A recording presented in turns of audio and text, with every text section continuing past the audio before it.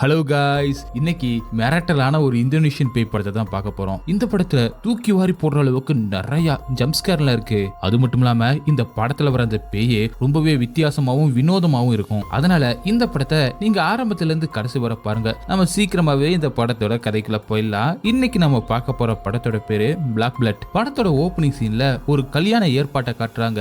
நம்ம படத்தோட ஹீரோயினான ரீனாவுக்கு தான் இன்னைக்கு கல்யாணம். அதனால ரீனாவோட அம்மாவும் கல்யாண ஏற்பாடுலாம் நல்லா நடக்குதா அப்படின்னு பாத்துக்கிட்டு ரீனாவோட ஹீரோயினோட ரூமுக்கு போறாங்க. அங்க ஹீரோயின் கிட்ட ஹீரோயினோட அம்மாவும், நீ பார்க்க ரொம்பவே அழகா இருக்க, உங்க அப்பா மட்டும் இருந்திருந்தா உன்னை நினைச்சு பெருமைப்பட்டிருப்பாரு அப்படின்னு ஹீரோயினோட அம்மாவும் சொல்ல, அதுக்கு ஹீரோயினோ, அப்பா இல்லாம என்ன நீங்க ரொம்பவே நல்லாவே வளர்த்திருக்கீங்க அப்படின்னு ஹீரோயினோ தன்னோட அம்மா கிட்ட சொல்ல, இங்க பாருமா ரீனா, உனக்கு கல்யாணம் ஆக போகுது. இந்த கல்யாணம் அப்படிங்கிறது ஒரு நாள் கொண்டாட்டம் கிடையாது. இது நீ லைஃப்ல வாழ போற வாழ்க்கை. அதனால உன் லைஃப நல்லா வாழப்பாரு, லைஃப்ல எந்த ஒரு பிரச்சனையும் வராம பாத்துக்க அப்படின்னு அட்வைஸ் பண்றாங்க. அம்மா அப்படிலாம் எந்த ஒரு பிரச்சனையும் என்னோட பாஸ்ட் லைஃப்ல இல்லமா அப்படின்னு ஹீரோயினோ தன்னோட அம்மா கிட்ட சொல்ல, சரின்னு சொல்லிட்டு ஹீரோயினோட அம்மாவும் அங்கிருந்து கிளம்புறாங்க. ஹீரோயினோட அம்மா கிளம்புற அடுத்த செகண்ட் ஹீரோயினோ மேக்கப் போடுறதுக்காக ஒரு கண்ணாடிக்கு முன்னாடி போய் உட்கார, அப்படி அவ அந்த கண்ணாடிக்கு முன்னாடி உட்கார்ந்துகிட்டு இருக்கும்போது திடீர்னு வினோதமா அந்த கண்ணாடி உடைய ஆரம்பிக்குது, விரிசல் விட ஆரம்பிக்குது. அதே நேரத்துல ஹீரோயினோட அப்பாவும் அம்மாவும் இருக்கிற அந்த போட்டை கீழே விழுந்து உடைய ஹீரோயின் அதை பார்த்து மிரண்டு போயிடுறா.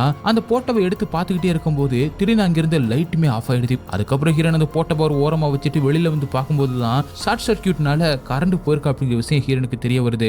அதுக்கப்புறம் ஹீரோனோ மறுபடியும் தன்னோட ரூமுக்கு வந்து பார்க்கும்போது ஹீரோனோட அப்பா அம்மா இருக்கிற அந்த போட்டோ மறுபடியும் கீழே விழுந்து உடஞ்சு போயிருக்கு. அதை பார்த்து அதிர்ச்சியில ஹீரோன் நின்னுகிட்டு இருக்கும்போது அங்க யாரோ வந்துட்டு போற மாதிரி ஹீரோனுக்கு ஃபீல் ஆகும். அந்த உருவத்தை ஹீரோன் ஃபாலோ பண்ணியே போறா. வெளியில வந்து பார்த்தா அந்த நபரை காணோம். எங்க போனாரு அப்படின்னு சொல்லிட்டு ஹீரோன் முழிச்சுக்கிட்டு இருக்கும்போது கீழே பார்த்தா கருப்பு கலர்ல ஏதோ காலடி தடம் தெரியுற மாதிரி இருக்கு. அது மட்டும் இல்லாம ரொம்பவே ஒரு கெட்ட நாத்த அடிக்க அங்க ஒரு பெரிய பாத்திரத்துல தண்ணி மேல மலர்களை போட்டு வச்சிருக்காங்க. ஆனா அந்த தண்ணி ஃபுல்லாவே கருப்பா இருக்கு. ஹீரோனு கிட்ட போயிட்டு அந்த தண்ணிக்குள்ள கரண்டிய வச்சு எடுத்து பார்க்க ஒரு எலி ஒண்ணு இறந்து கிடக்குது. அதை பார்த்து மிரண்டு போன ஹீரோனை எல்லாருமே கூப்பிட்டு அதை காட்ட, அதை பார்த்த மத்தவங்களும் இதுதான் பிளாக் பிளட் அப்படின்னும் இது ஒரு கெட்ட சகுனம் அப்படின்னு சொல்றாங்க. அப்படி கட் பண்ணி கொஞ்ச நாளைக்கு அப்புறம் காட்டுறாங்க. இப்ப ஹீரோனுக்கும் ஹீரோவுக்கும் கல்யாணம் ஆயிருக்கு. நம்ம படத்தோட ஹீரோவுக்கு அவர் வேலை பார்க்குற அந்த ஆபீஸ்ல ப்ரொமோஷன் கிடைச்சிருக்கு. அது மட்டும் இல்லாம அவங்க தங்குறதுக்கான வீட்டை ஆபீஸ்ல இருந்தே கொடுத்திருக்காங்க. அதனால சந்தோஷமா இங்க ஷிஃப்ட் ஆகி போய்கிட்டு இருக்காங்க. ஆனா ஹீரோனுக்கு கல்யாணத்துக்கு முன்னாடி நடந்த அந்த கெட்ட சகுனம், அந்த சம்பவம் அவளை ரொம்பவே பாதிச்சிருக்கு. அதை பத்தி ஹீரோன்னு சொல்ல, இந்த மாதிரி பேய் பிசாசு கெட்ட சகுனம் அப்படிங்கிறது எதுவுமே கிடையாது அப்படின்னு ஹீரோவும் ஹீரோனை சமாதானப்படுத்துறாரு. அந்த கண்ணாடி ஒரு பழைய கண்ணாடியா இருக்கும், அதனாலதான் உடஞ்சிருக்கும். சோத்துல மாட்டிருந்த போட்டோவும் ஒழுங்கா மாட்டிருக்க மாட்டீங்க, அது மட்டும் இல்லாம ஷார்ட் சர்க்கியூட்னாலதான் கரண்ட் போயிருக்கும் அப்படின்னு ஹீரோ சொல்ல, அதுக்கு ஹீரோனும் அப்ப அந்த கருப்பு கலர் இருக்கிற அந்த காலடி தடம் அப்படின்னு கேட்க, அது மட்டும் இல்லாம ஹீரோனும் அந்த பாத்திரத்துல இருந்த அந்த கருப்பு தண்ணி, அதுல இறந்து போய் கிடந்த எலி, அப்புறம் அந்த கருப்பு காலடி தடம் எல்லாத்தையும் பத்தி கேட்க, உங்க அம்மா பக்கத்து வீட்டுக்காரங்கள சண்டை போட்டுருக்காங்கல்ல, மேபி அவங்க கூட இப்படி பண்ணிருக்கலாம்ல அப்படின்னு சொல்றான். இப்படி ஹீரோ சொல்லவும் ஹீரோனு கொஞ்சம் கொஞ்சம் சமாதானம் ஆயிடுறா. அப்படியே அவங்க அவங்களோட ஃபியூச்சர் லைஃப் பத்தி பேசிக்கிட்டே வந்துகிட்டு இருக்காங்க. அப்ப காமெடிக்காக ஹீரோ எனக்கு 11 குழந்தை வேணும் அப்படின்னு பேசிக்கிட்டே வரான். இப்படி அவங்க ரெண்டு பேருமே பேசிக்கிட்டே அவங்க வர வேண்டிய அந்த வீட்டுக்கு வந்துடுறாங்க. அந்த வீட்டுல வேலை பார்க்கற ஒரு வேலைக்காரனும் வேலைக்காரியும் ஹீரோவையும் ஹீரோனையும் வரவேற்கிறாங்க. அப்ப ஹீரோவும் ஹீரோன் கிட்ட அந்த வேலைக்காரையும் காட்டி, இவங்க ஒரு வாரத்துக்கு ஒரு வந்து இந்த வீட்டை கிளீன் பண்ணிட்டு போவாங்க அப்படின்னு சொல்லி ரெண்டு பேருமே இப்போ உள்ள போறாங்க. உள்ள வந்து அவங்க கிட்ட அந்த வேலைக்காரியும், இந்த வீட்டை அப்படியே புதுசு போல மாத்தியாச்சு, நான் எல்லாத்தையும் கிளீன் பண்ணிட்டேன் அப்படின்னு சொல்லிக்கிட்டு இருக்கும்போது அப்ப அங்க தரையில கருப்பு கலர்ல காலடி தடம் மாதிரி ஏதோ ஒண்ணு கருப்பு கலர்ல இருக்கு. அதை பார்த்த ஹீரோவும் வேலைக்காரியை கூப்பிட்டு சொல்ல, நான் தான் ஏற்கனவே இந்த இடத்தை கிளீன் பண்ணிட்டேனே, இது எப்படிங்க வந்துச்சு அப்படின்னு தெரியாம, சரி இதை நான் சரி பண்ணிடுறேன் அப்படின்னு சொல்லிட்டு அதை கிளீனும் பண்றா. அதை பார்த்த ஹீரோனும் ஒரு மாதிரி பதட்டமாக ஆரம்பிக்கிறா. அதுக்கப்புறம் நைட்டு ஹீரோவும் ஹீரோனும் தூங்குறாங்க. ஆனா அவங்களால தூங்க முடியல. ஏன்னா வெப்பம் அதிகமா இருக்கிறதுனால வேர்த்து கொட்டுது. அந்த வீட்டுல ஃபேனும் இல்ல. அதனால நாளைக்கு நான் ஆபீஸ்ல இருந்து ஃபேன் எடுத்துட்டு வரேன் அப்படின்னு ஹீரோவும் ஹீரோனை சமாதானப்படுத்துறான். அப்படி கட் பண்ணி அடுத்த நாள் காட்டுறாங்க. அப்ப அங்க ஹீரோனும் அந்த வேலைக்காரி இருக்காங்க. வேலைக்காரியும் ஹீரோன் கிட்ட, இங்க புதுசா குடி வந்திருக்கீங்கல்ல, ஏதாவது ஒரு ஃபங்க்ஷன் மாதிரி அரேஞ்ச் பண்ணுங்க, பக்கத்து வீட்டுக்காரங்களை கூப்பிடுங்க, அப்பதான் நீங்க மத்தவங்களோட மிங்கிள் ஆக முடியும் அப்படின்னு மாதிரி சொல்றாங்க. சரி நம்ம பண்ணிடலாம் அப்படின்னு ஹீரோன் சொல்லிக்கிட்டு இருக்கும்போது அங்க ஒரு ஃபேன் இருக்கு. அந்த ஃபேனை பார்த்த வேலைக்காரியும், இந்த ஃபேன் ஏது அப்படின்னு கேட்க, இது என்னோட ஹஸ்பண்டோட ஆபீஸ்ல இருந்து அவர் எடுத்துட்டு வந்தாரு அப்படின்னு சொல்றாங்க. ஏன்னா நேத்து நைட்டு ஒரே ஹாட்டா இருந்துச்சு, எங்களால தூங்கவே முடியல அப்படி சொல்ல, என்ன சொல்றீங்க, எப்பவுமே இந்த இடம் இந்த ஏரியா ஒரே கூலிங்கா தானே இருக்கும், ஹாட்டா இருக்காதே அப்படிங்கிற மாதிரி வேலைக்காரியும் சொல்லவும் ஹீரோனோ என்ன இப்படி சொல்றாங்க அப்படி மாதிரி பாக்குறாங்க. அப்படியே கட் பண்ணி நைட்டு காட்டுறாங்க. ஹீரோயின் தன்னோட வேலைக்காரியோட உதவியோடையும் பக்கத்து வீட்டுக்காரங்களோட உதவியோடையும் புது வீட்டுக்கு குடி வந்ததுனால ஒரு ஃபங்க்ஷன் மாதிரி ரெடி பண்றா. அங்க எல்லா டிஷ்ஷஸும் எல்லாருக்குமே ரெடி பண்ணிட்டு தன்னோட ஹஸ்பண்டுக்கு கால் பண்ணி எப்ப வரீங்க அப்படின்னு கேட்க, அவரும் இன்னைக்கு நான் ஆபீஸ்ல இருந்து வர லேட் ஆகும் அப்படி சொல்லிக்கிட்டு இருக்காரு. அது மட்டும் இல்லாம நம்ம ஃபங்க்ஷனுக்கு மசூதில இருந்து உஸ்தாத் வருவாரு, அவருக்கு நல்ல ஒரு இஞ்சி டீ போட்டு கொடு அப்படின்னு சொல்ல ஹீரோயின் வெளியில வந்து பார்க்கும்போது மசூதி உஸ்தாத் போல ஒருத்தர் வெளியில நிக்கிறாரு. இவர் தான் தன்னோட ஹஸ்பண்ட் சொன்னா அந்த டீச்சரா இருக்கும் அப்படின்னு சொல்லிட்டு அவரை கூட்டிட்டு வந்து உள்ள உட்கார வைக்கிறா. அப்ப அவர்கிட்ட ஹீரோயினோ என்னோட ஹஸ்பண்ட் வர கொஞ்சம் லேட் ஆகும் அப்படின்னு சொல்லிட்டு கிச்சனுக்குள்ள போயிட்டு இஞ்சி டீ போட்டுக்கிட்டு இருக்கா. டீ போட்டுட்டு அப்படியே திரும்பி பார்த்தா அங்க இருந்த அந்த வயசானவரை காணோம். அப்ப அங்க வந்து வேலைக்காரங்கிட்ட ஹீரோயினோ இங்க இருந்த அந்த உஸ்தாத் எங்க அப்படின்னு கேட்க இன்னும் அவர் வரவே இல்லை அப்படின்னு சொல்றாரு. அதே நேரத்துல வெளியில ஹீரோவும் உண்மையான அந்த உஸ்தாத்தை கூட்டிக்கிட்டு அப்பதான் அங்கேயே வர்றான். அதை பார்த்து பயந்து போன ஹீரோனோ நேரா தன்னோட ஹஸ்பண்ட் கிட்ட வந்து நடந்த எல்லாத்தையுமே சொல்ல அவரே ஏதாவது பக்கத்து வீட்டுக்காரங்களா இருக்கும் அப்படின்னு ஹீரோவும் ஹீரோன் கிட்ட சொல்லிடுறான். அதுக்கப்புறம் அந்த வீட்டுக்காகவும் அந்த வீட்டோட சேஃப்டிக்காகவும் இவங்க நல்லா வாழணும் அப்படிங்கிறதுக்காகவும் பிரேயர் பண்ண ஆரம்பிக்கிறாங்க. அந்த பிரேயர் நடந்துகிட்டே இருக்கும்போது திடீர்னு ஹீரோனோட கண்ணுக்கு மறுபடியும் அந்த வயசானவர் தெரிய ஆரம்பிக்கிறாரு. அப்ப அந்த வயசானவரும் நேரா ஹீரோன் கிட்ட எந்திரிச்சு வர அதை பத்தி ஹீரோன் பயங்கரமா பயந்து கத்திடுறா. அது மட்டும் இல்லாம அந்த வயசானவரோட உருவம் இப்ப வீட்டுக்கு வெளியில இருக்கிற ஜன்னல் வழியா தெரிய ஹீரோவை கூப்பிட்டு அதை காட்ட ஹீரோவும் வெளியில எல்லாம் போய் செக் பண்ணி பாக்குறான். ஆனா இங்க அப்படி யாருமே இருக்கிற மாதிரி தெரியல. அப்படியே கட் பண்ணி அடுத்து நான் காட்டுறாங்க ஹீரோனுக்கு இன்னும் அந்த வயசானவரை பார்த்த அந்த ஞாபகமாவே இருக்கு. அதை பத்தி மறுபடியும் ஹீரோ கிட்ட கேட்க அதுக்கு ஹீரோவும் அதான் நாங்களும் நம்ம வேலைக்காரங்க எல்லாருமே பக்கத்து வீட்டுக்காரங்க எல்லாருமே தேடி பார்த்துட்டோம்ல, யாருமே இல்ல. அது மட்டும் இல்லாம நீ சொன்ன அந்த அடையாளத்துல இந்த இடத்துலயே யாருமே இல்லையா, மேபி யாராவது ஒருத்தவங்க வழி தேவரி கூட வந்திருக்கலாம். அதெல்லாம் போட்டு மனசை குழப்பிக்காத, நான் வேலைக்கு கிளம்புறேன், நீ ஜன்னல் கதவுலாம் அடைச்சிட்டு இரு அப்படி சொல்லிட்டு அங்கிருந்து ஹீரோவும் கிளம்புறான். அப்படி கட் பண்ணி மறுபடியும் நைட்டு காட்டுறாங்க.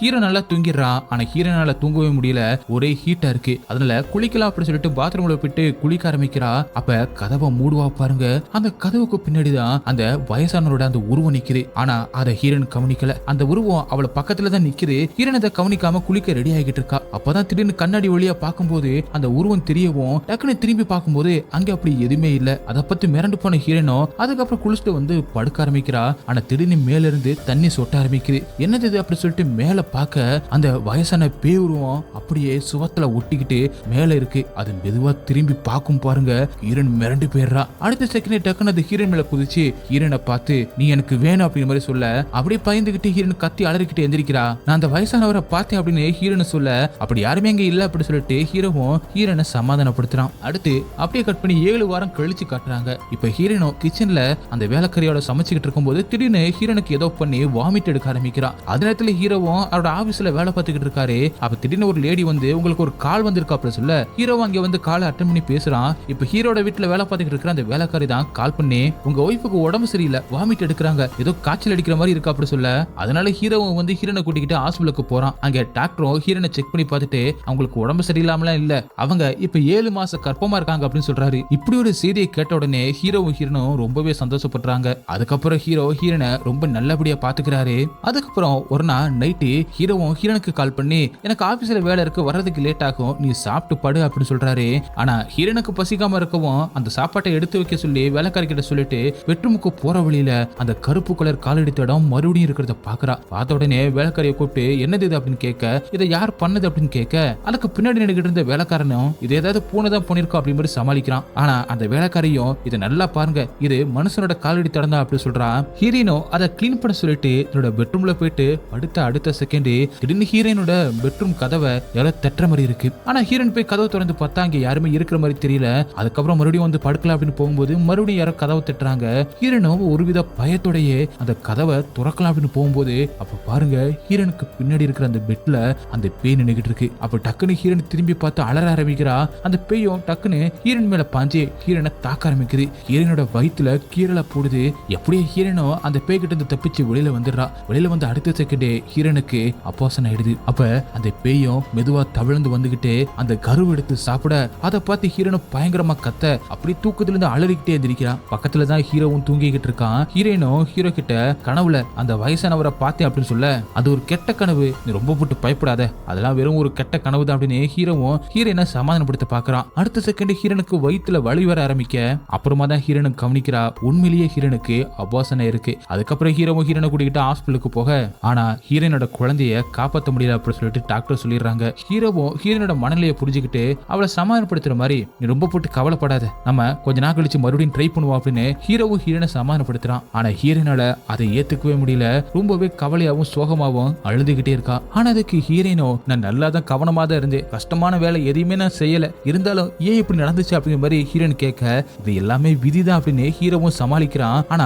ஹீரோயினோ என்னோட கனவுல வந்து அந்த வயசான உருவம் தான் அந்த கருவை சாப்பிட்டுச்சு, என்னோட வயிற்றுல கூட அதோட நகைக்கீரல்கள் இருக்கு பாரு அப்படின்னு சொல்லிட்டு காட்ட, நீ ரொம்ப போட்டு குழப்பிக்கிற, இது எல்லாமே உன்னோட நகைக்கீரல்கள் தான் அப்படின்னு ஹீரோயின் சொல்றத அவன் நம்ப மாட்டான். அப்படியே அடுத்த நாள் ஹீரோவும் ஹீரோனை ரெஸ்ட் எடுக்க சொல்லிட்டு ஆபீஸ்க்கு கிளம்ப, ஹீரோ ஆபீஸ்க்கு கிளம்பின அடுத்த செகண்டே ஹீரோனோ அந்த வேலைக்காரங்கிட்ட வந்து உங்களுக்கு தெரிஞ்ச ஷாமன் இருந்தா கூட்டிட்டு வாங்க அப்படி சொல்ல, ஹீரோ கிட்ட சொல்லாமலேயே ஹீரோயின் ஒரு ஷாமனை வர வைக்கிறா. ஹீரோனோட வீட்டுக்கு வந்திருக்கிற அந்த ஷாமன் பேரு நார்டோ. அவர் வீட்டுக்கு வந்த உடனே ஹீரோயினோ அவரை வரவேற்று உள்ள கூட்டிட்டு போறா. உள்ள வந்த ஷாமனோ ஹீரோனோட பாடியவும் அதே மாதிரி அந்த வீட்டுல ஏதாவது ஒரு தீய சக்தி இருக்கா அப்படின்னு அவரோட சக்தியை வச்சு செக் பண்ணி பாக்குறாரு. அதுக்கப்புறமா தான் அவருக்கு ஒரு உண்மை தெரிய வருது, இந்த வீட்டுல பில்லி சூனியம் வச்சிருக்காங்க அப்படின்னு. அந்த சூனியத்தால தான் உனக்கு ஆபாசம் ஆயிருக்கு, அது மட்டும் இல்லாம அது என்ன மாதிரியான சாபம் அப்படிங்கறத என்னால இப்போதைக்கு சரியா கண்டுபிடிக்க முடியல, அது வரைக்கும் சேஃப்டிக்காக அதை வச்சுக்க அப்படின்னு புனித தண்ணி இருக்கிற பாட்டில்களை ஹீரோன் கிட்ட கொடுத்துட்டு இதை எல்லாத்தையுமே இந்த வீட்டோட மூலைகள்ல வை அப்படி சொல்றாரு. அதனால ஹீரோனோ அந்த ஷாமன் சொன்ன மாதிரி அந்த பாட்டில்களை அந்த வீட்டோட மூலைகளை வைக்கிறா. அது மட்டும் இல்லாம அல்லாஹ்வை நோக்கி பிரேயர் பண்ண ஆரம்பிக்கிறா. இப்படியே சில மாசங்கள் போகுது. ஒரு நாள் ஹீரோட வீட்டுல வேலை பார்க்கற அந்த வேலைக்காரர் அங்க இருக்கிற பூந்தொட்டியை இன்னொரு இடத்துல ஷிஃப்ட் பண்ணும்போது அந்த பூந்தொட்டிக்கு பக்கத்துல தான் ஹீரோனோ அந்த மந்திரவாதி கொடுத்த அந்த பாட்டில வச்சிருப்பா. அது ஹீரோட கண்ணில் பட அதை பத்தி தன்னோட வேலைக்காரன் கிட்ட ஹீரோவும் கேட்க, அதுக்கு வேலைக்காரனும் எனக்கு தெரியாதுன்ற மாதிரி சமாளிச்சுட்டு போயிடுறான். ஆனா ஹீரோவுக்கு அந்த மந்திரவாதியை தனக்கு தெரியாம ஹீரோன் கூட்டிட்டு வந்திருக்கா அப்படிங்கிற விஷயம் தெரிஞ்சிருச்சு. ஹீரோக்கு அந்த பேய் பிசாசு இதெல்லாம் நம்பிக்கை இல்ல, அதனால ஏன் அப்படி பண்ண அப்படின்னு ஹீரோன் கிட்ட கேட்க, இது நம்மளோட பாதுகாப்புக்காக தான் பண்ண அப்படின்னு ஹீரோன்னு சொல்றான். ஆனா ஹீரோக்கு அதுல நம்பிக்கை இல்லாதனால செம்மையா கோவப்படுறான். அதோட மட்டும் இல்லாம அந்த பாட்டில் எல்லாத்தையுமே எடுத்துட்டு போயிட்டு குப்பை தொட்டில போட்டுறான். அதுக்கப்புறம் நைட்டு காட்டுறாங்க, ஹீரோவும் வேலையெல்லாம் பார்த்துட்டு பெட்ரூமுக்கு வரலாம் அப்படின்னு போகும்போது காத்தடிக்கவும் ஜன்னல்லாம் ஆடுற சத்தம் கேட்குது. அதனால ஹீரோவும் போயிட்டு அந்த ஜன்னலை மூடிட்டு வரும்போது அப்பதான் நமக்கு காட்டுறாங்க, அந்த ஜன்னலுக்கு கீழே தரையில அந்த கருப்பு கலர் காலடி தடம் தெரியுது. அதே நேரத்துல ஹீரோனுக்கு தூக்கம் கலைஞ்சு தாகம் எடுக்கவும் அவளும் தண்ணி எடுக்கிறதுக்காக ஹால்ல வந்து ஃப்ரிட்ஜ்ல இருந்து தண்ணி எடுத்துக்கிட்டு இருக்கும்போது திடீர்னு அவரோட கண்ணுக்கு அந்த பேய் உருவம் தெரிய ஆரம்பிக்குது. அதை பார்த்த உடனே பயந்துட்டு மறுபடியும் பெட்ரூமுக்கு ஓடலாம் அப்படின்னு ஓடும்போது கீழே விழுந்துடுறா. அதே நேரத்துல அந்த பேயும் அவ மேல ஏறி அப்படியே அவளை பயமுறுத்த அதோட வாயில இருந்து லிக்விட்லாம் ஹீரோன் மேல விழ, கடைசியில எப்படியே ஹீரோனை சமாளிச்சு பெட்ரூமுக்கு ஓடி வந்து பார்த்தா அங்க ஹீரோ தூங்கிக்கிட்டு இருக்கான். அவங்கிட்ட வந்து விஷயத்த சொல்றான். ஹீரோவும் வந்து ஹால்ல வந்து பார்க்கும்போது அந்த பேய் அவனோட கண்ணுக்குமே தெரிய ஆரம்பிக்குது. ஹீரோவும் அந்த பேயை வரட்டு பார்க்க, பேயும் இப்ப வெளியில போக அந்த பேயை ஃபாலோ பண்ணிக்கிட்டு ஹீரோவும் வெளியில வரான். இப்ப அந்த பேய் வீட்டோட கூரை மேல இருக்கு. இந்த புகை போகிறதுக்கு சிம்னிலா வச்சிருப்பாங்கல்ல அது மேல நின்னுகிட்டு இருக்க. ஹீரோவும் அந்த பேயை பார்த்துக்கிட்டே இருக்கும்போது அது அப்படியே காத்தோட காத்தா கரைஞ்சு போயிடுது. அதுக்கப்புறம் வேலைக்காரனை ஏணி எடுத்துட்டு வந்து அது மேல வச்சு மேல என்ன இருக்கு அப்படின்னு போய் பார்க்க சொல்ல, அந்த வேலைக்காரனை மேல போய் பார்க்கறான். ஆனா அங்க எந்த ஒரு மனுஷனும் இல்ல. அதுக்கு பதிலா வித்தியாசமான ஒரு பொருள் எடுத்துட்டு கீழே வரான். ஹீரோக்கு அதை பார்த்த உடனே ஹீரோவும் இறந்தது அப்படின்னு அதை வாங்கி ஹாலுக்கு கொண்டு போய் பிரிக்க, அது ஏதோ சூனிய வச்ச பொருள் மாதிரி இருக்கு. அடுத்த நாள் அந்த மந்திரவாதி நேரட்டவா வர வைக்கிறாங்க. அவர் வந்து அந்த முட்டியை பார்த்துட்டு அந்த முட்டியில சூனிய வச்சிருக்காங்க அப்படின்னு சொல்றாங்க. அதாவது சுடுகாட்டு மண் எடுத்து அதோட எலியோட கருப்பு ரத்தத்தை கலந்து கருப்பு ரத்த சாபம் அப்படி சொல்லப்படுற ஒரு கொடூரமான சூனியத்தை வச்சிருக்காங்க அப்படின்னும், இது டைரக்டா உங்களுக்கு பிறக்க போற அந்த குழந்தைய தான் அஃபெக்ட் பண்ணும். அது மட்டும் இல்லாம உங்களோட எத்தனை தடவை கற்பம் தெரிச்சாலும் உங்களோட குழந்தை பெற்றுக்கவே முடியாது, நீங்க அப்பாவாவும் அம்மாவாவும் மாறவே முடியாது அப்படிங்கிற மாதிரி சொல்றாரு. இந்த மாதிரியான கொடூரமான சாபத்தை சூனியத்தை யாரும் எனக்கு வச்சாங்க அப்படின்னு ஹீரோவும் கேட்க, உங்க ஃபேமிலியால யாரோ ஒருத்தவங்க கடுமையா பாதிக்கப்பட்டிருக்காங்க, அவங்க தான் உங்களை பழி வாங்குறதுக்காக இந்த சூனியத்தை வச்சிருக்காங்க அப்படின்னு சொல்ல, இந்த சூனியத்தை இந்த சாபத்தை உங்களால பிரேக் பண்ண முடியுமா அப்படின்னு ஹீரோனும் கேட்க, அதுக்கு அந்த மந்திரவாதியும் அது அவ்வளவு ஈஸியான விஷயம் கிடையாது, முதல்ல இந்த சூனியத்தை யாரு உங்களுக்கு வச்சது அதுக்கான காரண கர்த்தா எல்லாத்தையுமே கண்டுபிடிக்கணும், அது மட்டும் இல்லாம இந்த சூனியத்தை பண்ணவங்க இந்த சூனியத்தை அவங்க வீட்டுக்கு பக்கத்துல தான் போச்சு வச்சிருப்பாங்க, நீ நல்லா யோசிச்சு பாரு, உனக்கு யாராவது எனிமி இருக்காங்களா அப்படின்னு ஹீரோனை பார்த்து அந்த மந்திரவாதியும் கேட்க, ஹீரோனை நல்லா யோசிச்சு பாக்குறாங்க. வெளியில வந்து யோசிச்சுக்கிட்டு இருக்கும்போது ஹீரோவும் பக்கத்துல வந்து ஏதாவது இருக்கா அப்படின்னு கேட்கிறாரு. அப்பதான் ஹீரோனும் கல்யாணம் ஆகிறதுக்கு 6 மாசத்துக்கு முன்னாடி குடி அப்படின்னு சொல்ல போற ஒருத்தனை ஹீரோன் லவ் பண்ணிருப்பான். அதாவது அவன் தான் ஹீரோன் மேல உசிரியா வச்சிருந்திருப்பான். ஹீரோனுக்கு அவனுக்கு ஒரு கட்டத்துல பிடிக்காம போக ஹீரோனோ அவனை பிரேக்கப் பண்ணிருக்கா. ஆனா அவனோ ஹீரோனை விடாம தொடர்ந்து ஃபாலோ பண்ணிருக்கான். என்னை விட்டுட்டு நீ இன்னொருத்தனை எப்படி கல்யாணம் பண்றேன்னு பாரு அப்படின்ற மாதிரி மிரட்டி இருக்கான். மேபி அவன் தான் ஏதாவது பண்ணிருக்கணும் அப்படிங்கிற மாதிரி ஹீரோனை சொல்ல, சரி நம்ம அவனை கண்டுபிடிச்சு ஈஸியா இந்த சாபத்தை பிரேக் பண்ணிடலாம் அப்படின்னு ஹீரோவும் ஹீரோனோ ஒரு முடிவு பண்றாங்க. அதனால ஹீரோன் தன்னோட ஃப்ரெண்டு மூலமா உடைய பத்தி விசாரிக்க, அப்பதான் ஹீரோனுக்கு ஒரு விஷயம் தெரிய வருது, உடைய அரெஸ்ட் பண்ணிருக்காங்க அப்படின்னும். ஆனா ஜெயில இருந்து அவன் வெளியில வந்ததுக்கு அப்புறம் என்ன எங்க போனா அப்படின்னு சொல்லிட்டு யாருக்குமே தெரியல அப்படிங்கிற விஷயமும் ஹீரோனுக்கு தெரிய வருது. இது எல்லாத்தையுமே ஹீரோனோ ஹீரோ கிட்ட சொல்ல, போலீஸோட உதவி இல்லாம அவனை கண்டுபிடிக்க முடியாது அப்படின்னு அவங்களுக்கு நல்லாவே தெரியுது. அப்படியே சில மாசங்கள் போகுது. இப்ப ஹீரோன் 7 மாசம் கர்ப்பமா இருக்கா. தங்களோட குழந்தை ஹெல்த்தியா நல்லபடியா பிறக்கணும் அப்படின்னு சொல்லிட்டு அல்லாஹ் கிட்ட அவங்க தினந்தோறும் வேண்டிக்கிட்டு இருக்காங்க. அப்ப ஹீரோனோ ஹீரோ கிட்ட உடைய பத்தி ஏதாவது நியூஸ் கிடைச்சிச்சு அப்படின்னு கேட்க, போலீஸ் தரப்புல இருந்து எந்த ஒரு நியூஸும் நமக்கு கிடைக்கல கிடைக்கல அப்படின்னு ஹீரோவும் சொல்றான். அதே நேரத்துல ஹீரோனுக்கு ஒரு போன் கால் வருது. ஹீரோனோட ஃப்ரெண்ட் ஒருத்தவங்க தான் கால் பண்ணிருக்காங்க. அவங்க நான் உடியை கண்டுபிடிச்சிட்டேன் அப்படி சொல்றாங்க. அதாவது உடி இப்ப அவனோட சிஸ்டரோட பிளேஸ்ல ஸ்லாவில இருக்கிற அவனோட சிஸ்டரோட வீட்டுல இருக்கான் அப்படின்னு ஒரு தகவல் கிடைக்க உடனே ஹீரோவும் அதுக்கு முன்னாடி நீ தனியா இருக்க வேணாம், உங்க அம்மாவை வர வச்சு அவங்கள கூட வச்சுக்க அப்படின்னு சொல்லிட்டு அவங்கள வர வச்சுட்டு கூட இருக்க வச்சுட்டு ஹீரோவும் நராட்டோவை கூட்டிக்கிட்டு உடியோட சிஸ்டரோட வீட்டுக்கு போறான். அந்த வீட்டுக்கு போன உடனே அந்த மந்திரவாதியும் இங்க ஏதாவது சூனியம் வச்சதுக்கான அறிகுறி இருக்கா அப்படின்னு அவரோட சக்தியை வச்சு செக் பண்ணி பார்த்தா அப்படி எதுவுமே அவருக்கு அறிகுறி தெரியல. அதே நேரத்துல அந்த உடியோட சிஸ்டர் கிட்ட உடிய பத்தி விசாரிக்க அவன் 6 மாசத்துக்கு முன்னாடியே மைண்ட்ல ஏற்பட்ட ஒரு ஆக்சிடென்ட்ல இறந்து போயிட்டான் அப்படிங்கிற விஷயம் தெரிய வருது. அதுக்கப்புறம் ஹீரோவும் ஹீரோனுக்கு கால் பண்ணி ஓடி 6 மாசத்துக்கு முன்னாடி இறந்து போயிட்டான் அப்படின்னும் அது மட்டும் இல்லாம அந்த மந்திரவாதி சொல்லியிருக்காரு அந்த சூனியம் வச்சவங்க இறந்து போயிட்டா அந்த சூனியம் அந்த சாபம் அதோட முடிஞ்சிடும் அப்படின்னு. ஆனா இதுவரை ஹீரோனுக்கு அந்த சாபம் தொடர்றதுனால இது ஊடி வச்ச சூனியமா இருக்காது அப்படின்னு இவங்க முடிவு பண்றாங்க. அது மட்டும் இல்லாம ஹீரோவும் ஹீரோன் கிட்ட உங்க அம்மாவுக்கு யாராவது எதிரி இருக்காங்களா அப்படின்னு கேட்க அப்படி யாருமே எதிரி கிடையாது அப்படின்னு ஹீரோயின் சொல்லிடுறான். அதனால ஹீரோவும் இன்னும் கொஞ்ச நாள் அந்த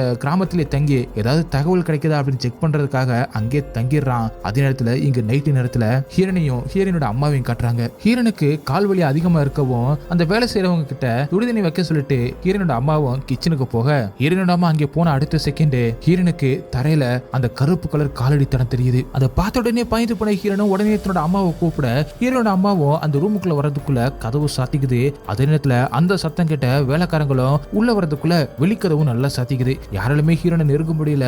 அதே நேரத்துல ஹீரோனோட பனிக்கூடம் உடைய ஆரம்பிக்குது. அப்ப அங்கே வந்த அந்த பேயும் ஹீரோனோட வயிற்றுல கைய வச்சு உன்னோட குழந்தை உயிரோட பிறக்கவே பிறக்காது அப்படின்னு சொல்ல எல்லாருமே கதறிக்கிட்டு இருக்காங்க வெளியில. அப்ப அதே நேரத்துல அந்த மந்திரவாதியோட ஹீரோவும் அந்த வீட்டுக்கு வர அந்த மந்திரவாதியும் அந்த பேய் கிட்ட அவளை விட்டுட்டு போயிடு அப்படின்னு சொல்ல ஒரு வழியா எப்படியோ ஹீரோனோ அந்த பேய்ட்டு இருந்து தப்பிச்சு ஹீரோ கிட்ட வந்துடுறா. அந்த பேயும் ஹீரோனோட வயிற்றுல நல்லா கீரல் போட்டுருது. அதே நேரத்துல ஹீரோனுக்கு பிரசவம் வெளியே வர எல்லாரும் சேர்ந்து ஹீரோனுக்கு அங்கேயே பிரசவம் பார்க்க ஆரம்பிக்கிறாங்க. இன்னொரு பக்கம் அந்த மந்திரவாதியும் ஹீரோன் கிட்ட அந்த பேய் நெருங்க விடாதபடி போராடிக்கிட்டு இருக்காரு. கடைசியில எப்படியோ ஒரு வழியா குழந்தையும் பிறக்குது. இன்னொரு பக்கம் அந்த மந்திரவாதியும் அல்லாஹ்வை பிரேயர் பண்ணி அந்த கொடூரமான பேய அங்கிருந்து விரட்டிடுறாரு. ஹீரோனுக்கும் ஹீரோக்கும் பிறந்திருக்கிற அந்த குழந்தைக்கு டிபி அப்படின்னு அவங்க பேர் வைக்கிறாங்க. ஆனா ஹாஸ்பிட்டல்ல செக் பண்ணும்போது அந்த குழந்தைக்கு நுரையீரல் முழுசா வளரல அப்படின்னும் அதனால இன்னும் கொஞ்சம் நாள் ஹாஸ்பிட்டல்ல இருக்கணும் அப்படின்னு அவங்க சொல்றாங்க. அதுக்கப்புறம் ஹீரோனும் ஹீரோவும் அந்த மந்திரவாதி கிட்ட எங்களுக்கு குழந்தை பிறந்துருச்சுல அப்ப அந்த சாபம் இதோட முடிஞ்சிருச்சா அப்படின்னு கேட்க ஆனா அவரும் அதுக்கு மேல ஒரு ட்விஸ்ட வைக்கிறாரு. அந்த குழந்தையோட அந்த சாபம் கலந்துருச்சு. அதோட பிளட்டோட கலந்ததுனால அந்த குழந்தைக்கு எப்ப வேணா ஆபத்து வரலாம். அது மட்டும் இல்லாம இந்த சாபத்தை நம்ம உடைக்கிற வர உங்களோட குழந்தை ஒரு நார்மலான குழந்தையா வளராது. அது மட்டும் இல்லாம அந்த மந்திரவாதி இன்னொரு விஷயத்தையும் சொல்றாரு. ஃபர்ஸ்ட் 7 வாரத்துல உங்களுக்கு அபார்ஷன் ஆச்சு. அதுக்கப்புறம் 7 மாசம் கழிச்சு அந்த குழந்தைக்காக அந்த பேய் திரும்ப வந்துச்சு. அப்ப இதுக்கப்புறம் அந்த குழந்தைக்கு 7 வயசு ஆகும் போது இந்த குழந்தையை எடுத்துக்க கூட வரலாம். இது ஒரு சைக்கிள் அப்படிங்கிற மாதிரி அந்த மந்திரவாதி சொல்ல ஹீரோனும் பயந்து போயிடுறாங்க. அப்படியே கட் பண்ணி 7 வருஷம் கழிச்சு காட்டுறாங்க. ஹீரோனோட வீட்டுல எல்லாருமே பதட்டமா ஹீரோனோட பொண்ணை தேடிக்கிட்டு இருக்காங்க. ஏன்னா ஹீரோனோட பொண்ணை எங்க தேடியும் காணோம். ஆனா ஹீரோனோட பொண்ணு ஒரு தோட்டத்துல கையில கத்தியோட விளையாண்டுகிட்டு இருக்கா. அங்கே வந்து ஹீரோனோ அதை பார்த்த உடனே இப்படி கத்தியோட எல்லாம் விளையாடக்கூடாது, கத்தியை கொடு அப்படின்னு கேட்க ஆனா அந்த பொண்ணு ஹீரோன் கிட்ட இந்த கத்தியை கொடுக்குற மாதிரி கொடுத்து டக்குன்னு ஹீரோனோட கையில கீறி விட்டுறா. அதுக்கப்புறம் ஹீரோனோ வீட்டுல வந்து பார்க்கும்போது ஹீரோனோட பொண்ணு பச்சைக்கறியை ரத்தத்தோட சாப்பிட்டுக்கிட்டு இருக்கா. இப்படி வித்தியாசமா வினோதமா நடந்துக்கிற தன்னோட பொண்ணால ஹீரோன் ரொம்பவே மனசுடைஞ்சு ஹீரோ கிட்ட சொல்லிக்கிட்டு இருக்க. அது மட்டும் இல்லாம தன்னோட பொண்ணு மத்த குழந்தைகள் மாதிரி இல்லாம வினோதமா இருக்கிறத தன்னால ஏத்துக்க முடியல அப்படின்னும் இதை சரி பண்றதுக்கு எந்த எல்லைக்கு வேணா போக நான் ரெடியா இருக்கு அப்படின்னு ஹீரோன் சொல்ல இவங்க ஏற்கனவே அவங்களோட ஃப்ரெண்ட்ஸ் ஃபேமிலிஸ் அப்படின்னு சொல்லிட்டு எல்லாருமே செக் பண்ணி பார்த்துட்டாங்க. யார் அந்த சாபத்தை வச்சா அப்படின்னு இவங்களுக்கு சரியாவே தெரியல. இவங்களால கண்டுபிடிக்கவும் முடியல. அது மட்டும் இல்லாம நாளைக்கு தான் இவங்க பொண்ணோட பர்த்டே. அந்த மந்திரவாதி சொன்னபடி நாளைக்கு கண்டிப்பா அந்த பேய் ஹீரோன பொண்ணை எடுத்துட்டு போக கண்டிப்பா வரும். ஆனா அதுக்கு ஹீரோவும் நம்ம அந்த மந்திரவாதியோட இன்னும் சில பேரை வச்சு நம்ம வீட்டை அந்த தீய சக்தி அந்த பேய் உள்ள வராதபடி மந்திர சக்தியால தடுப்போம் அப்படின்னு மாதிரி ஹீரோ கிட்ட சொல்றான். அதே மாதிரியே அடுத்த நாள் அந்த மந்திரவாதியோட இன்னொரு ஃப்ரெண்டான மிஸ்டர் யாயும் அவரோட பையனோட மொத்தம் 3 பேரை வர வைக்கிறாரு ஹீரோ. அதுக்கப்புறம் அந்த மந்திரவாதி நரிட்டோ அப்புறம் இன்னொரு மந்திரவாதியான யாய் அவரோட பையன் ஆரியோ இவங்க 3 பேரும் அந்த வீட்டுக்கு வந்து அந்த வீட்டை பாதுகாக்கிறதுக்கும் ஹீரோனோட ஃபேமிலியை பாதுகாக்கிறதுக்கும் எல்லா வேலையுமே பண்ண ஆரம்பிக்கிறாங்க. இதுல இப்ப அந்த யாய் தான் மிகப்பெரிய மந்திரவாதி. அவரும் இன்னைக்கு மிட் நைட்ல தான் உங்க பொண்ணுக்கு 7வது வயசு ஆரம்பிக்குது. அதனால அந்த டைம்ல தான் அந்த தீய சக்தி நம்ம வீட்டுக்குள்ள நுழைய ஆரம்பிக்கும். அதை தடுக்கிறதுக்கு நம்ம எல்லா வேலையுமே பண்ணணும் அப்படின்னு சொல்லிட்டு எல்லாருமே ஒன்னா உட்காந்து பிரேயர் பண்ண ஆரம்பிக்கிறாங்க. அவங்க தொடர்ந்து பிரேயர் பண்றதுனால அந்த தீய சக்தியால உள்ள வர முடியல. ஆனா கரெக்டா 12 மணி ஆகும்போது எப்படியோ ஒரு வழியா அந்த தீய சக்தி வீட்டை சுத்தி போட்டிருக்கிற அந்த மந்திர கட்டை உடைச்சு அந்த வீட்டுக்குள்ள நுழையுது. அந்த வீட்டுல இருக்கிற எல்லா லைட்டும் ஆஃப் ஆஃப் ஆகுது. அங்கே வந்த அந்த பேயும் யாயையும் ஆரியாவையும் தூக்கி எறிய உடனே அந்த மந்திரவாதி நரட்டாவும் மத்த எல்லாருமே ஒரு ரூமுக்குள்ள போக சொல்லிக்கிட்டு இருக்கும் போதே டக்குன்னு அங்கே வந்த அந்த பேயும் நரட்டாவோட வாய்க்குள்ள கையை விட்டு உள்ள இருக்கிற உறுப்புகளை அப்படியே பிச்சு எரிஞ்சு அவரை கொடூரமா கொள்ளுது. அதுக்கப்புறம் இந்த தேசக்தியும் கதவை உடைச்சுக்கிட்டு ஹீரோனோட பொண்ணை கொல்றதுக்காக போக அப்ப அங்கே வந்த யாயும் மந்திர தண்ணிய அந்த பேய் மேல தெளிக்க அதே நேரத்துல அவரோட பையன் ஆரியாவும் ஒரு மந்திர கம்பியால அந்த பேயை பின்னாடி இருந்து குத்துறான். ஆனா அந்த பேயும் ஆரியாவை அப்படியே தூக்கி எரியுது. ஆனா தொடர்ந்து அந்த மந்திரவாதி யாயும் அந்த மந்திர தண்ணிய அந்த பேய் மேல தெளிக்க அந்த பேயும் ஒரு வழி அங்கிருந்து ஓடி போயிடுது. ஆனா மத்த எல்லாருமே ஒரு ரூமுக்குள்ள பயந்துபடி உட்காந்துக்கிட்டு இருக்க அப்ப அங்கே வந்த அந்த மந்திரவாதியும் இப்ப நீங்க வெளியில வரலாம், எல்லாமே சேஃபா இருக்கு அப்படின்னு மாதிரி சொல்றாரு. அதுக்கப்புறம் அந்த மந்திரவாதியும் மத்த எல்லார்கிட்டையும் உங்களை யாரோ ஒருத்தர் மிகப்பெரிய ரகசியத்தை மறைச்சிக்கிட்டு இருக்கீங்க, அது என்ன அப்படிங்கறத நீங்க தெளிவா எல்லார்கிட்டையும் சொல்லி ஆகணும், அப்போதான் இந்த சாபத்தை முழுசா உடைக்க முடியும் அப்படின்னு மாதிரி அந்த மந்திரவாதி சொல்ல அப்போதான் ஹீரோவும் உண்மையை சொல்ல ஆரம்பிக்கிறான். இந்த சாபத்தை யார் வச்சிருக்காங்க அப்படின்னு அவனுக்கு நல்லாவே தெரிஞ்சு போச்சு. உடி இறந்ததுக்கு அப்புறமா அதை கன்ஃபார்மும் பண்ணிக்கிட்டான். யார் இந்த சாபத்தை வச்சா அப்படின்னு ஹீரோனு கேட்க அப்போதான் ஹீரோவும் மவார் அப்படின்னு ஒரு பொண்ணோட பேரை சொல்றான். ஹீரோக்கும் ஹீரோனுக்கும் மேரேஜ் பிக்ஸ் ஆயிருக்கும் போது ஹீரோ மவார் அப்படின்னு சொல்ல போற ஒரு பொண்ணை லவ் பண்ணிக்கிட்டு இருக்கான். மவார் அப்படின்னு சொல்ல போற அந்த பொண்ணுக்கு ஹீரோவை ரொம்பவே பிடிக்கும். ஆனா தன்னை விட்டுட்டு ரீனாவை கல்யாணம் பண்ணிக்க போறா அப்படின்னு தெரிஞ்சுக்கிட்டு அந்த மவாரும் ரீனா எப்பவுமே வேலை வேலைன்னு இருப்பா, உங்களை கண்டுக்க மாட்டா, நான் தான் உங்களுக்கு ஒரு நல்ல ஒய்ஃபா இருப்பேன் அப்படின்னு மாதிரி ஹீரோவை மைண்ட் வாஷ் பண்ண ட்ரை பண்றான். ஆனா ஹீரோவும் நான் ரீனாவை தான் கல்யாணம் பண்ணிப்பேன் அப்படின்னு சொல்லிட்டு அந்த பொண்ணை விட்டுட்டு வந்திருப்பான். அந்த பொண்ணை பிரேக்கப் பண்ணிட்டு வந்திருப்பான். அதனால அந்த பொண்ணும் ஹீரோவை சபிச்சிருக்கா, நீயும் குடும்பமும் நல்லாவே இருக்க மாட்டீங்க அப்படின்னு. அந்த பொண்ணும் கோவத்துல ரொம்பவே கடுமையான ஒரு சாபத்தையும் கொடுத்திருக்கா. அப்படி கட் பண்ணி பிளாஷ்பேக் முடிஞ்சு இப்ப பிரசன்ட்ல காட்டுறாங்க. ஹீரோவும் இந்த உண்மையை உங்ககிட்ட சொல்லாததுக்கு என்ன மன்னிச்சிரு அப்படின்னு ஹீரோ கிட்ட மன்னிப்பு கேட்கிறான். ஆனா கடந்த 7 வருஷமா அந்த மந்திரவாதியோட சேர்ந்துகிட்டு மவரை கண்டுபிடிக்கிறதுக்கு ஹீரோ எவ்வளவோ முயற்சி பண்ணிருக்கான். ஆனா ஹீரோவால கண்டுபிடிக்க முடியல. இந்த வாழ்க்கையில உன்னை தவிர வேற யாருமே எனக்கு இல்ல அப்படின்ற மாதிரி ஹீரோவும் சொல்ல, ஆனா ஹீரோன் ஏற்கனவே ரொம்பவே மனசு உடைஞ்சு போயிட்டா. அதனால அவள அங்கிருந்து கிளம்ப இப்ப அந்த மந்திரவாதி ஹீரோ கிட்ட நம்ம இந்த சாபத்தை உடைக்கிறதுக்கு கொஞ்சம் நேரம் தான் இருக்கு, அதுக்குள்ள மவரை கண்டுபிடிக்கணும், உங்க 2 பேரையும் வச்சு ஒரு சடங்கு பண்ணா மட்டும்தான் இந்த சாபத்தையே முறியடிக்க முடியும் அப்படி மாதிரி சொல்ல உடனே ஹீரோவும் ஹீரோனை போய் பார்த்து ஹீரோயின் கிட்ட கெஞ்சி கூத்தாடுறான். நான் பண்ணது எல்லாத்துக்குமே மன்னிச்சிரு, ஒரே ஒரு வாய்ப்பு கொடு, நம்ம குழந்தையை காப்பாத்தணும், நம்ம குழந்தையும் மத்த குழந்தை மாதிரி வளரணும், உன் கோவத்தை விட்டுட்டு நம்ம குழந்தையை காப்பாத்துறதுக்கு முயற்சி பண்ணுவோம் அப்படி மாதிரி சொல்லவும் கடைசியில ஹீரோனும் சமாதானம் ஆயிடுறா. அதுக்கப்புறம் அந்த மந்திரவாதியும் மவரோட லொகேஷனை கண்டுபிடிக்கிறதுக்காக ஒரு சடங்கை பண்றாரு. அந்த சடங்கோட முடிவுல மவார் எங்க இருக்கா அப்படிங்கிறத கண்டுபிடிச்சிடுறாங்க. அதனால தன்னோட பையனை ஹீரோனோட பாதுகாப்புக்காக அங்கேயே விட்டுட்டு இப்ப ஹீரோவும் அந்த மந்திரவாதியும் அந்த லேடியோட இடத்துக்கு கிளம்புறாங்க. ஒரு வழியா அவங்களும் அந்த லேடியோட இடத்துக்கு வந்த உடனே ஒரு இடத்துல ஹீரோவை தோண்ட சொல்லிட்டு தானும் தோன்றதுக்காக கார்ல இருந்து மண்வெட்டி எடுக்கலாம் போகும்போது அந்த லேடி பின்னாடி இருந்து அந்த மந்திரவாதியை பின்னாடி அடிச்சு மயங்க வச்சிடறா. அதே மாதிரி ஹீரோவையும் அடிச்சு மயங்க வச்சிடறா. இப்ப 2 பேருமே வீட்டுக்குள்ள கட்டி போட்டு வச்சிருக்கா. அதுக்கப்புறம் கொஞ்ச நேரம் கழிச்சுதான் ஹீரோக்கு சுயநனவு வருது. பார்க்கும்போது தனக்கு முன்னாடி மந்திரவாதி கட்டி போடப்பட்டிருக்காரு. அப்ப கொடூரமான ஒரு சிரிப்போட அந்த மவார் அப்படின்னு சொல்ல போற அந்த பொண்ணு அங்க வரா. என்ன நீ கண்டுபிடிச்சிருவ அப்படின்னு எனக்கு நல்லாவே தெரியும், என்னை விட்டுட்டு அவளை தேர்ந்தெடுத்தேல இத்தனை கால வருஷமா நீங்க பட்ட கஷ்டம் எல்லாத்தையுமே நான் பார்த்துக்கிட்டு தான் இருந்தேன், அது எல்லாத்தையுமே நான் சந்தோஷமா அனுபவிச்சுக்கிட்டு இருந்தேன். இந்த சூனியத்தால நீங்க பட்ட கஷ்டத்தை நான் இன்னும் சந்தோஷமா அனுபவிக்கணும், அதனால இந்த சூனியத்தை உங்களை உடைக்கவே விட மாட்டேன் அப்படின்னு சொல்லிட்டு கையில கத்தி எடுத்துக்கிட்டு அந்த மந்திரவாதி கொல்ல ட்ரை பண்றான். அதுக்குள்ள ஹீரோவும் அந்த பொண்ணை இடிச்சு தள்ளி விட அந்த பொண்ணு டேபிள் மேல விழுந்து அப்படியே மயங்கி போயிடுறா. அதுக்கப்புறம் ஹீரோ அந்த மந்திரவாதியோட கட்டை அவிழ்த்து விட அவரும் வேகமா அந்த சூனிய வச்சிருக்கிற அந்த பானையை கண்டுபிடி அப்படி சொல்ல ஹீரோவும் போய் தோண்டி எப்படியோ அந்த சூனிய வச்சிருக்கிற அந்த மண்பானையை கண்டுபிடிச்சிடறான். ஆனா திரும்பி வரும்போது ரொம்பவே பிளட் அதிகமா போய் அந்த மந்திரவாதி இறந்து போயிடுறாரு. இப்ப என்ன பண்றது அப்படி தெரியாம ஹீரோவும் அந்த மந்திரவாதியோட பையன் ஆரியாவுக்கு கால் பண்றான். தன்னோட அப்பா இறந்து போன அந்த செய்தியை கேட்டு அவன் ரொம்பவே கஷ்டப்படுறான். ஆனா எல்லாத்தையும் உள்ள வச்சுக்கிட்டு இந்த ஃபேமிலிக்கு ஹெல்ப் பண்ணணும் அப்படிங்கிறதுக்காக வேக வேகமா எவ்வளவு சீக்கிரம் முடியுமோ அவ்வளவு சீக்கிரம் அந்த பானை இங்க கொண்டு வாங்க அப்படின்னு சொல்றான். அதுக்கப்புறம் இப்ப தனியாவே அந்த சடங்கை அந்த ரிச்சுவலை பண்ண ஆரம்பிக்கிறான். ஹீரோனும் ஆரியாவோட அப்பாவோட இழப்புக்கு அவங்கிட்ட மன்னிப்பு கேட்கிறா. ஆரியாவும் அந்த ரிச்சுவலை ஸ்டார்ட் பண்ண அடுத்த செகண்ட் அந்த வீட்டோட லைட் எல்லாமே ஆஃப் ஆயிடுது. அதனால இந்த ரூம் விட்டு எங்கேயும் போயிடாது அப்படின்னு சொல்லிட்டு ஹீரோயின் கிட்ட அவனும் சொல்ல அடுத்த செகண்டே அவனுக்கு பின்னாடி அந்த பேய் வந்து நிக்குது. அந்த பேய ஆரியாவும் கத்தியால குத்துறான். அந்த பேயும் ஆரியாவை அப்படியே தூக்கி எரிஞ்சிட்டு அந்த கத்தியை எடுத்து மறுபடியும் ஆரியாவை குத்த ஹீரோனும் ஆரியாவை காப்பாத்த ட்ரை பண்றா. ஆனா அதுக்குள்ள அந்த பேய் ஆரியாவோட தலைய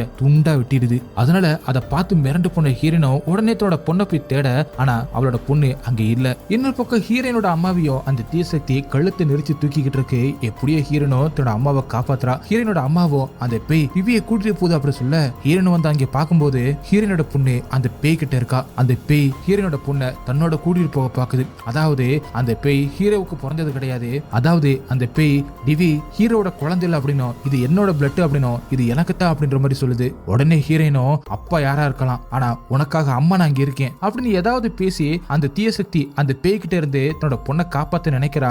அது மட்டும் இல்லாம தன்னோட பொண்ணுக்காக தன்னோட உயிரை தியாகம் பண்ண துணிச்சிட்டா. என்னோட பொண்ணுக்காக என்ன எடுத்துக்க அப்படின்ற மாதிரி அந்த பேய்கிட்ட சொல்ல, அதனால அந்த பேயும் ஹீரோனோட பொண்ணை விட்டுருது. கடைசியா அந்த பேய் கூட ஹீரோயின் போறதுக்கு முன்னாடி தன்னோட பொண்ணு கூட ரொம்பவே எமோஷனலா பேச ஆரம்பிக்கிறா. உன்னை என்னால வளர்க்க முடியாம இருக்கலாம், ஆனா இறந்ததுக்கு அப்புறம் நான் கண்டிப்பா உன்னை பாதுகாப்பேன் அப்படின்னு மாதிரி சொல்லிட்டு ரொம்பவே எமோஷனலா பேசிட்டு அப்படியே இந்த பேய் கூட போறா. அந்த பேயும் ஹீரோனை அப்படியே கூட்டிக்கிட்டு மறைஞ்சு போயிடுது. இது எல்லாமே முடிஞ்சதுக்கு அப்புறமா தான் அந்த சூனிய வச்ச மண்பானையோட ஹீரோ வாங்கி வர்றான். ஹீரோனோட அம்மாவும் ஹீரோனை காண அப்படின்னு மாதிரி அழுதுகிட்டே சொல்ல, ஹீரோவும் தன்னோட பொண்ணு கிட்ட போயிட்டு அம்மா எங்க அப்படின்னு கேக்குறாரு. ஆனா அந்த பொண்ணு எதுவுமே பேசாம இருக்கா. ஆனா அதுக்குள்ள எல்லாமே முடிஞ்சு போச்சு. வீட்டுக்கு வெளியில ஹீரோன் இறந்த நிலையில கிடக்கிறத ஹீரோவும் பாக்குறான். ஆனா ஏற்கனவே ஹீரோன் இறந்து போதனால என்ன பண்றதுன்னே தெரியாம அழுதுகிட்டு இருக்கான். ஆனா ஹீரோனோட அம்மாவும் எல்லாத்துக்கும் காரணம் நீந்தா அப்படின்னு மாதிரி ஹீரோவை பிளேம் பண்றாங்க. ஹீரோக்கு இப்ப என்ன பண்றதுன்னே தெரியல. தன்னால தான் தன்னோட ஒய்ஃப் இறந்து போயிட்டா அப்படின்னு நினைச்சு எல்லாத்தையுமே சரி பண்றதுக்காக தன்னோட பொண்ணை அவளோட பாட்டி கிட்ட ஒப்படைச்சிட்டு நான் இந்த சாபத்தை முடிக்கிறதுக்காக போறேன் அப்படின்னு